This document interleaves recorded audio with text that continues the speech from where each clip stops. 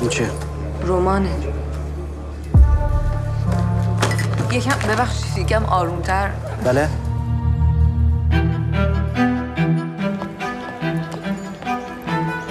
Great books are supposed to make you feel uneasy and make you question what you take for granted.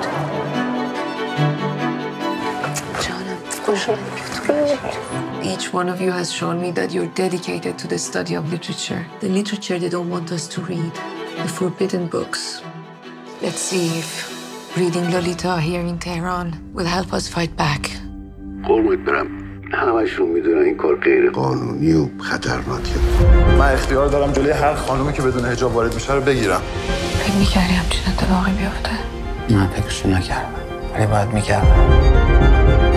Here, we're all together. اگه به این زندگی عادت بکنیم چی؟ با اعتراف به خودم خیانت کردم، به هممون خیانت کردم. همه چیو از من گرفتن. چجوری اینجا بمونم؟ هیچ کس غیر از تو نمیتونه داستان رو تعریف کنه.